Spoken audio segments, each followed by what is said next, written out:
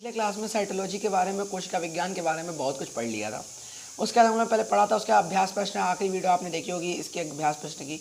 आज हम लोग आए हैं चैप्टर 2 उसका बॉटनी के अंदर लेके, जिसका नाम है आनुवांशिकता, जेनेटिक्स के लेके आए हैं। और उसके आज हम लोग अभ्यास प्रश्न पहले करेंगे। उसके बाद हम लोग उसके बारे में जो इंपॉर्टेंट पॉइंट्स होंगे उनके बारे में हम लोग डिस्कस करेंगे। तो आज हम लोग पहले अभ्यास प्रश्न यानी कि एक्सरसाइज करते हैं और साथ में आगे कब बढ़ते जाते हैं। तो आज हम लोग पढ़ने जा रहे हैं अभ्यास प्रश्न किसके? आनुवांशिकता के। किसके?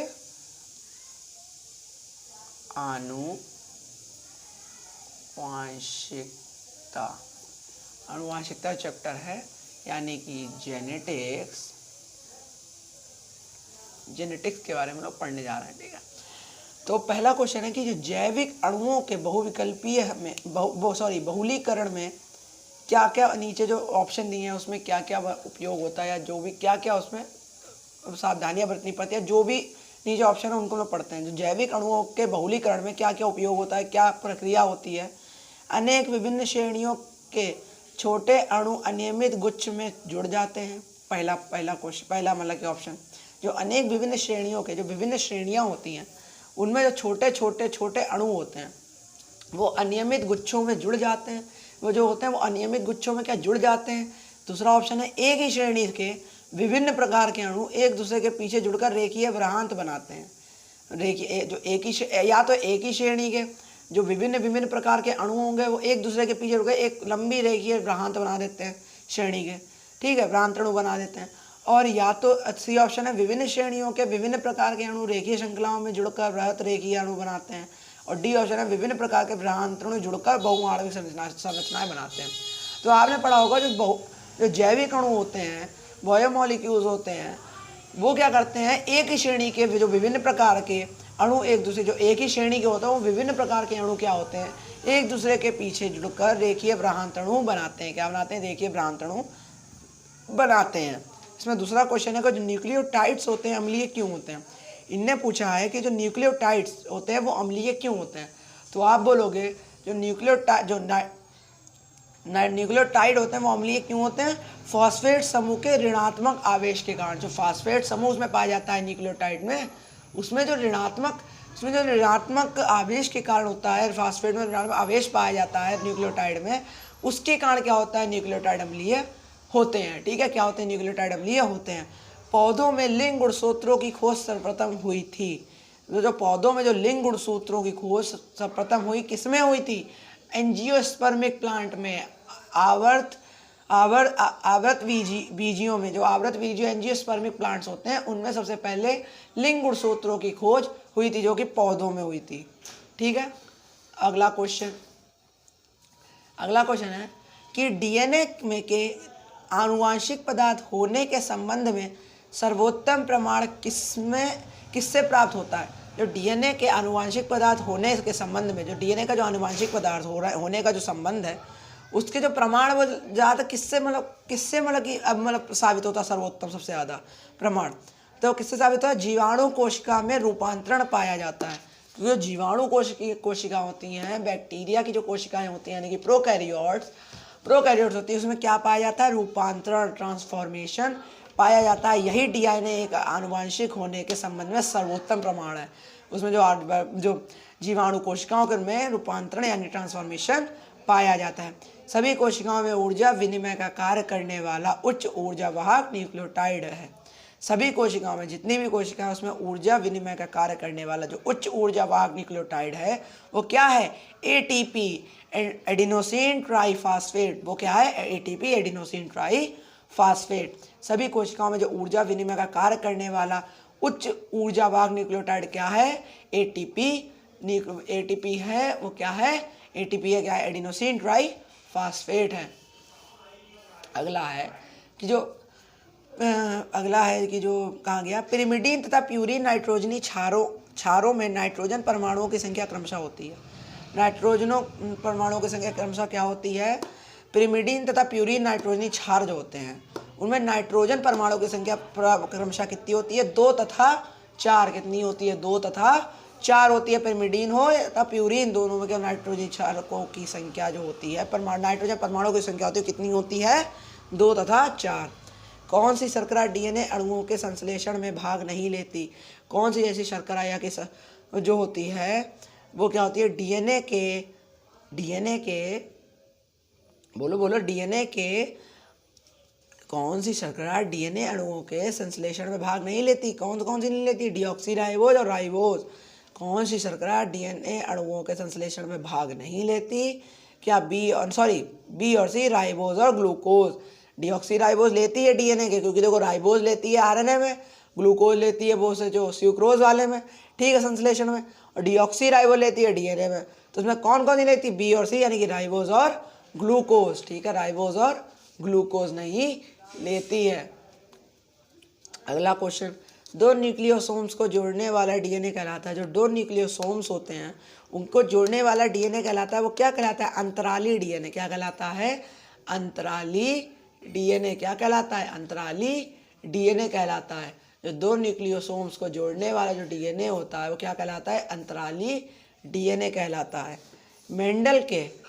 मेंडल ने शुद्ध सफ़ेद पुष्प वाले अप्रभावी मटर के पौधे का प्रभावी शुद्ध लाल पौधे से संकरण कराया। संकरण की प्रथम पीढ़ी में उत्पन्न होने वाले पौधे कैसे होंगे?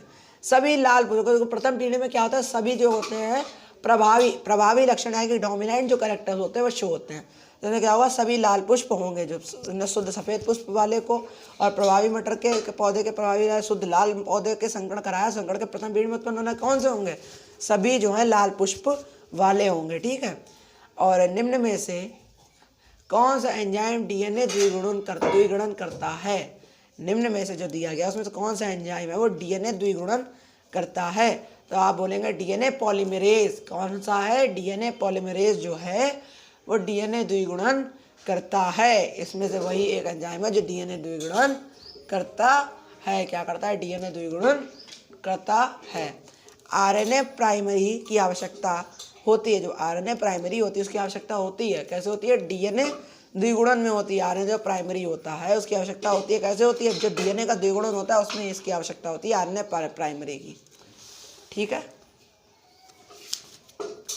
हरगोविंद खुराना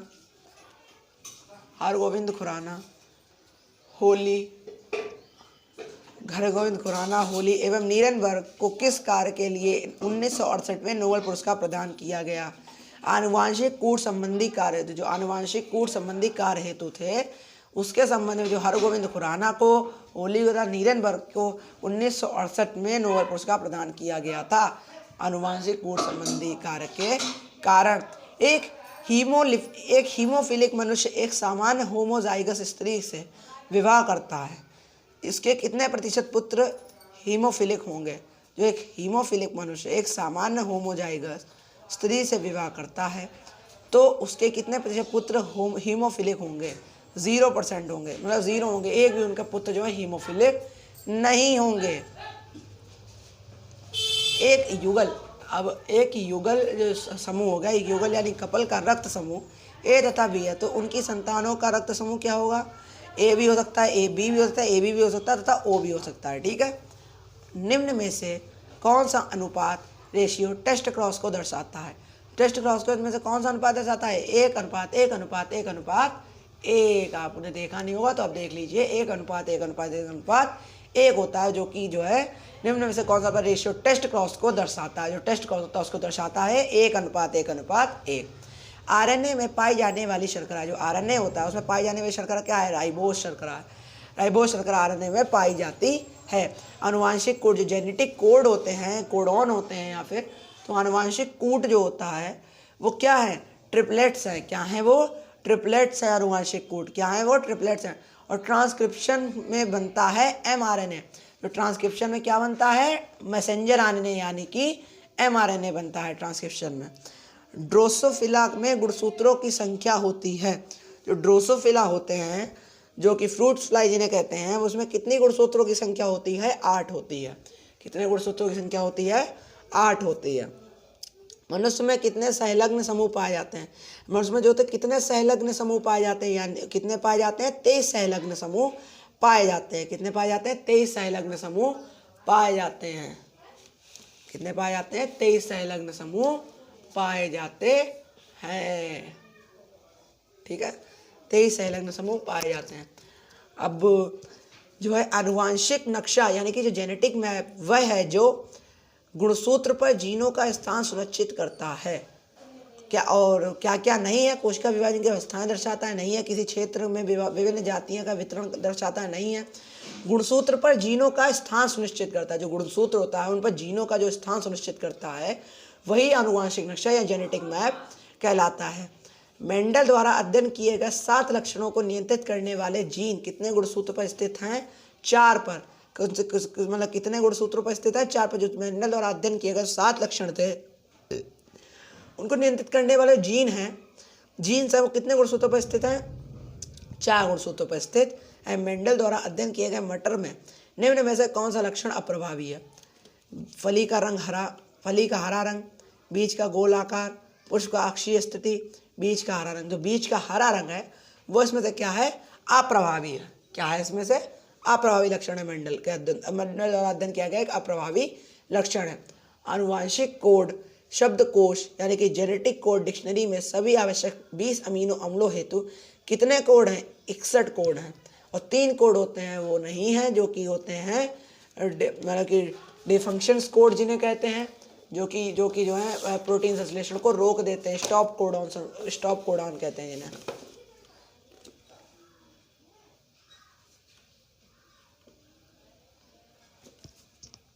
एक क्रिश्चियन ने वॉलनट कलागी वाले और सिग्नल कलागी वाले जो एक किसान ने वॉलनट कलगी वाले और सिंगल कलगी वाले मुर्गों के बीच क्रॉस कराया तथा एवन पीढ़ी में सभी वॉलनट कलगी वाली मुर्गियां प्राप्त हुईं।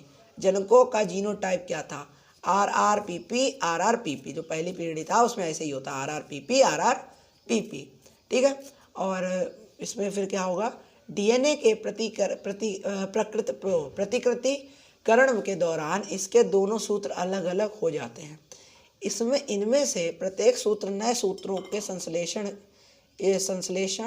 के लिए सांचे का कार्य करती है। इस प्रकार प्रतिकृतिकरण कहलाता है अर्धसंरक्षी। क्या कहलाता है? अर्धसंरक्षी कहलाता है। इस प्रकार का जो प्रतिकृतिकरण होता है वो अर्धसंरक्षी कहलाता है। मतलब आधा जो संरक्षित है वो अर्धसंरक्षी कहलाता है। ठीक है। गुणसूत्रों में अंतःखंडों यानी कि टेलोमरस, जो टेलोमरस का एक कार्य क्या है? गुणसूत्रों के सिरों को अवरुद्ध करना। क्या है? गुणसूत्रों के सिरों को अवरुद्ध करना ही टेलोमरस का एक कार्य है। डाउन सिंड्रोम के 21वें गुणसूत्र की अतिरिक्त प्रतिलिपि के कारण होता है। और किसी डाउन सिंड्रोम से प्रभावित महिला एवं सामान्य पुरुष की संतानों में इस सिंड्रोम से प्रभावित बच्चों का प्रतिशत क्या होगा? 50% होगा यार, 50% होता है इसमें। ठीक है। तो डाउन सिंड्रोम जो 21वें गुणसूत्र के अतिरिक्त प्रतिलिपि के कारण जो होता है वो अगर डाउन सिंड्रोम होगा सामान्य पे तो 50% जो है चांसेस हैं कि उनकी जो संतान होगी, जो उनके बच्चे संततियाँ होंगी उनमें जो है पहुँच जाएगा। क्या पहुँच जाएगा? डाउन सिंड्रोम के लक्षण पहुँच जाएगा। 50% इसमें पहुँच जाएंगे।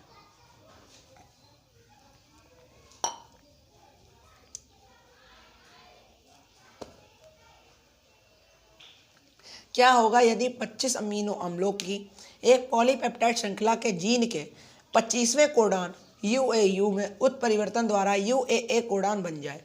अब क्या होगा यदि जो 25 अमीनो अम्ल हैं कि पॉलीपेप्टाइड श्रृंखला के जीन के 25वें कोडॉन जो UAU है, जो 25वें कोडॉन है में उत्परिवर्तन द्वारा UAA कोडॉन बन जाए तो 24 अमीनो अम्लों की पॉलीपेप्टाइड बनेगी।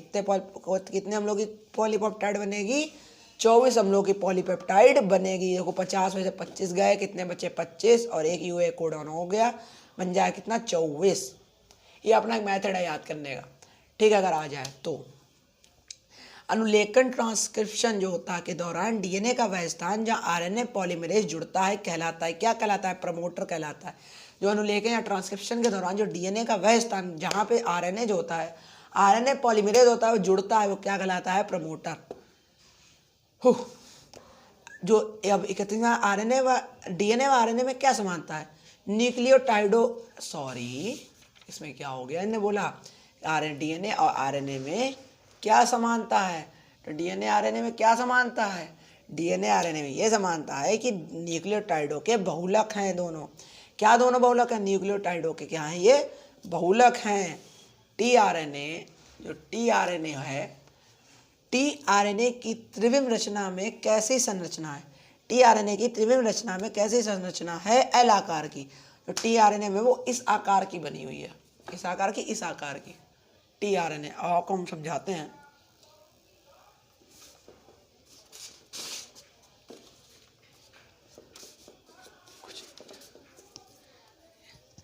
इस प्रकार की होती है कुछ, जो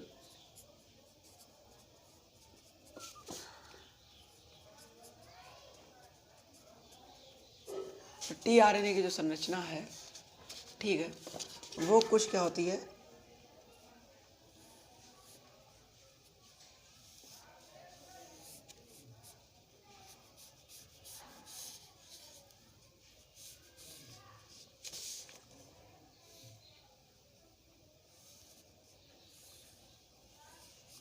कुछ एल आकार की होती है। देखा कितने कैसे आकार की है? कुछ एल आकार की होती है टीआरएनए की संरचना। यही बता रहे कि जो एल आकार की संरचना है वो क्या कहलाती है? क्या कहलाती है? टीआरएनए की संरचना कहलाती है। क्या कहलाती है? टीआरएनए की संरचना कहलाती है। ठीक है। अब त्रिविम रचना में कैसी संरचना है? एल आकार की है। जो प्रोकैरियोट्स में जो प्रोकैरियोट्स में ट्रांसलेशन के प्रारंभ के समय जीटीपी अणु आवश्यक है, तो इसमें क्या बोलेंगे? फॉर्मल मेट टीआरएनए के 30 एसएमआरएनए से जोड़ने में, जो फॉर्मल मेट जो होगा टीआरएनए को, फॉर्मल मेट जो टीआरएनए को 30 एसएमआरएनए से जोड़ने के लिए जीटीपी अणु आवश्यक होते हैं प्रोकैरियोट ट्रांसलेशन के प्रारंभ के समय। ठीक है। तो किसके? फॉर्मल मेट टीआरएनए को 30 एसएमआरएनए से जोड़ने के लिए कितने जरूरी होते हैं? क्या जरूरी होता है हम लोग को? इसमें क्या जरूरी होता है? फॉर्मल मेट टीआरएनए जरूरी, वो जीटीपी अणु अब जरूरी होता है। ठीक है। अब आते हैं कि जो निम्न में से कौन सा कोडॉन प्रोटीन संश्लेषण के में कोडॉन के अनुरूप अमीनो अम्ल प्रारंभ कोडॉन, इनिशिएशन कोडॉन अथवा विराम कोडॉन, स्टॉप कोडॉन से सही मिलान दर्शाता है? अमीनो बोला निम्न में से कौन सा कोडॉन जो प्रोटीन संश्लेषण के कोडॉन के अनुरूप अमीनो अम्ल प्रारंभ कोडॉन अथवा जो कोडॉन स्टॉप कोडॉन के सही मिलाता है? क्या होगा? यूएसी। जो यूएसी है वो जो क्या है? टायरोसिन, जो टायरोसिन होता है उसके लिए वो जो यूएसी हो गया वो टायरोसिन जो हो गया वो इसमें दोनों का मिलान दर्शाता है, सही मिलान। ड्रोसोफिला में लिंग निर्धारण होता है एक्स गुणसूत्रों की संख्या एवं ऑटोसोम के समूह के अनुपात द्वारा। एक्स गुणसूत्रों की संख्या और एवं ऑटोसोमों के समूह के अनुपात द्वारा क्या होता है? ड्रोसोफिला में लिंग निर्धारण होता है। क्रिसमस रोग का दूसरा नाम है हीमोफीलिया बी। क्रिसमस रोग का दूसरा नाम क्या है? Haemophilia B. ये इंपॉर्टेंट क्वेश्चन है, आ सकता है। क्रिसमस रोग का दूसरा नाम क्या है? Haemophilia B. और बोलेंगे कि जब जीनों का एक समूह सहलग्नता लिंकेज दर्शाता है तब गुणसूत्र नक्शा जो क्रोमोसोम मैप नहीं दर्शाते। जब जीनों का एक समूह सहलग्न लिंकेज दर्शाता है तब गुणसूत्र जो होते हैं नक्शा नहीं दर्शाते। क्या नहीं दर्शाते हैं? क्या नहीं दर्शाते भाई? जब जीनों का समूह संलग्नता दर्शाता है, जब जीनों का जो समूह होता है वो संलग्नता दर्शाता है तब गुणसूत्र नक्शा नहीं दर्शाते। ठीक है। बबूल अभिधारणा बोवेल यार बबूल कह दिया बूवल अभिधारणा बोवेल हाइपोथेसिस के अनुसार किसको महत्वपूर्ण नहीं माना जाता है? एक कोडॉन के तीसरे सदस्य को। जो एक कोडॉन के तीसरे सदस्य होता है उसको महत्वपूर्ण नहीं माना जाता है। किसके द्वारा है ये? बोवेल हाइपोथेसिस के द्वारा जो है एक कोडॉन को तीसरे सदस्य को इम्पोर्टेंट नहीं माना जाता है। निम्नलिखित में से कौन सा डीएनए संबंधित नहीं है? अभी बोला निम्नलिखित में कौन सा डीएनए संबंधित नहीं है? यूरिडिलिक अम्ल। जो यूरिडिलिक अम्ल है वो निम्नलिखित में से डीएनए संबंधित नहीं है। क्या नहीं है? डीएनए संबंधित नहीं है। और क्या संबंधित नहीं है? यूरोडिलिक अम्ल जो है डीएनए संबंधित नहीं है। और आरएनए में एडेनिन किसके साथ जोड़ा बनाता है? जो आरएनए में एडेनिन होता है,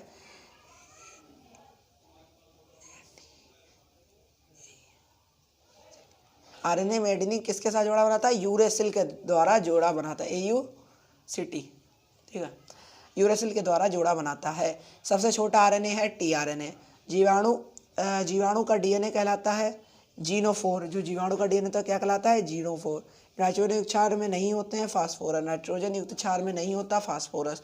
डीएनए उपस्थित होता है टीआई प्लाज्मिड में। किसमें उपस्थित होता है? टीआई प्लाज्मिड में उपस्थित होता है। क्या उपस्थित होता है? टीआई प्लाज्मिड में क्या होता है? उपस्थित होता है। गुणसूत्रों की वंशागति का सिद्धांत सर्वप्रथम किसके द्वारा प्रतिपादित किया गया था? सटन तथा बावेरी ने सबसे पहले गुणसूत्रों की वंशागति का सिद्धांत सर्वप्रथम किसके द्वारा प्रतिपादित किया था? सटन तथा बावेरी के द्वारा, ठीक है। अगला क्वेश्चन,